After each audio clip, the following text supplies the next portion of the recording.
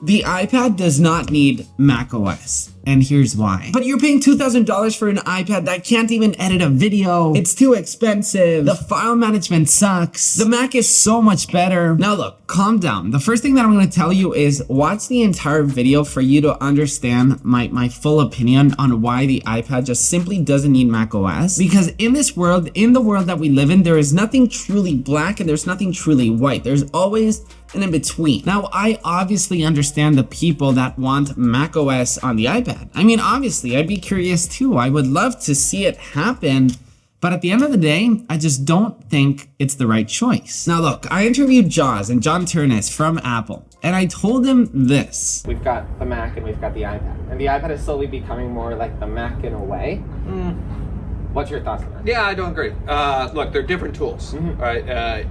People have asked us that for years. Is one trying to replace the others? Mac trying to replace iPad? Is iPad trying to replace Mac? No, The reality is no. They're different tools. And for so many of our customers, they decide that they want both because they use the iPad for certain things, use the Mac for other things. We're proud of the fact that, look, you've heard me say it before, Nick Gissy, you'll hear it again. iPad's a magical sheet of glass. Become anything you want it to be.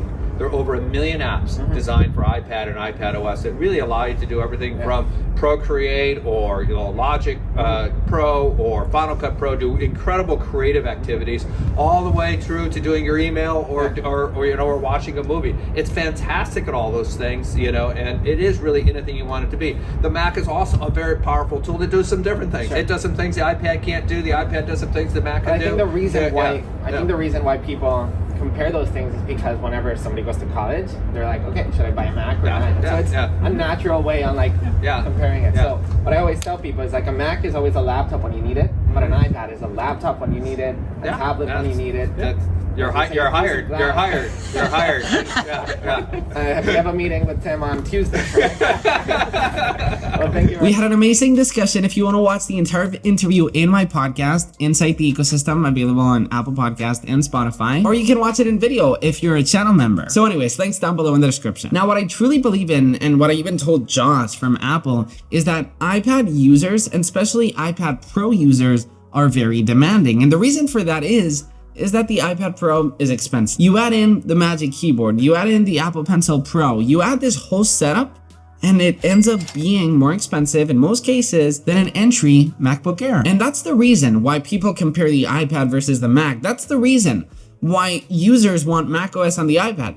It's because the iPad Pro costs so much money. But once again, I don't believe that the iPad needs macOS, because my first reason being is that iPadOS and macOS are made for two very different uses. And the main one being iPadOS is made for touch and macOS is made for the desktop. The way that you navigate an iPad using an actual keyboard, using an actual pencil, or without the keyboard, it's always with touch, right? Even when you're using an actual keyboard, sure, you've got the trackpad now, which is super useful, but at the end of the day, you're also navigating through iPadOS with touch. And that by no means happened to macOS. I mean, it's also people that are saying we need touchscreen on the Mac. And I also disagree, because macOS does not need touch. And I think that opinion by itself just differentiates both devices so much. And something coming from an iPad fanatic, something that the iPad has that the Mac doesn't, is that an iPad is a tablet when you need it, a laptop when you need it. It's also a notebook when you need it. You've got the Apple Pencil, the keyboard, and just the iPad by itself. You've got three very different use cases that you can always end up using. And a Mac is just a laptop. And I don't mean that as a bad thing. I've always said this. I feel like the Mac is a more serious way to work.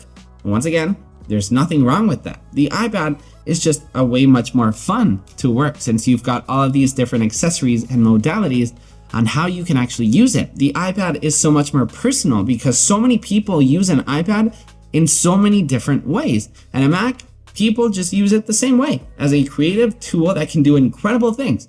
But it's just a way much more serious way to work. And going back to the touch gestures on an iPad using macOS, it would just not work. It would just not work at all. And right now you've even got continuity, right? So you can technically connect your iPad to your Mac and technically have macOS. And I'm saying this because you can't actually, fully run it, but you're basically mirroring it. And you can even use the Apple Pencil to actually mirror what's on your Mac on your iPad.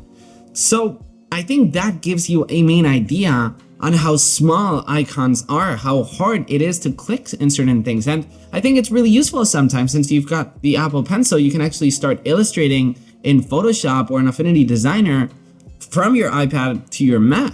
But you can do that right now. But the iPad being fully run by macOS, once again, it just doesn't seem like a good idea to me. And I feel like the iPad has also evolved over the years, right? I feel like Apple is listening to us a lot on our concerns on the iPad. And I think there's still a long way to go. I'm not making this video saying that the iPad is perfect, that the iPad is totally replacing my Mac. I'm sure Apple doesn't want the iPad to replace the Mac. That's why they're two very different devices. But Apple has listened to us. We wanted a keyboard. They finally did that. We wanted a trackpad. They finally did that. We wanted pro apps on the iPad, and they're finally here. We've got Final Cut Pro, and we've got Affinity Designer, and we've got all of these pro apps, Procreate, that are here on the iPad. And most importantly, we've got monitor support. You can simply connect to your monitor using a Thunderbolt, a USB-C port right here, and your display is already on your iPad. Not only that, but you've got Stage Manager, which basically acts like a desktop. And I'm saying like this because it isn't perfect yet,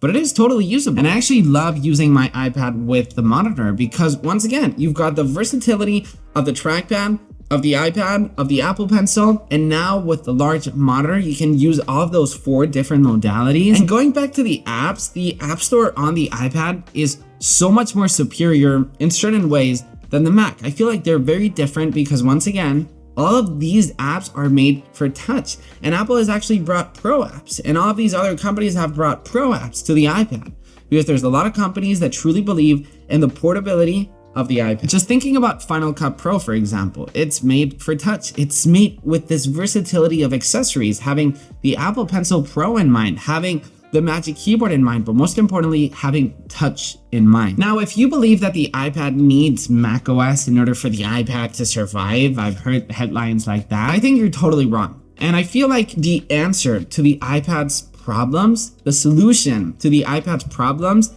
isn't macOS. For me, the only thing that the iPad truly needs in order to be just what we all want the iPad Pro to be is improvements with file management. Because if you think about it, we've got Affinity Designer, we've got Final Cut Pro, the pro apps that we've all been waiting for are there. But just the way that the iPad behaves with files doesn't go along well with the pro workflow. Now, what I'm not saying is Apple should totally change iPadOS and make it file oriented like the Mac. The Mac is oriented, the UI is all oriented by files, but the iPad is totally different. The iPad is driven by apps. But the problem is that pro workflows require files. They require a good file management, and the iPad doesn't have that. So instead of the iPad having macOS, for me, the solution to the iPad's problems that we're all seeing is improvements in file management. For me, the iPad is more alive than ever. It's more powerful than ever. It's more beautiful than ever. It's thinner than ever. That's the only thing that it needs, but it definitely does not need macOS. What do you think about this? Do you still agree? Do you still disagree? I'd like to know your thoughts in the comments. If you want to continue the conversation in Inside the Ecosystem, where I interviewed Apple execs about this entire discussion, you can become a channel member and watch the episode right here, or you can subscribe, or you can listen to the episode for free. Just listen to it in Apple Podcasts. Okay, bye-bye. Thank you for watching.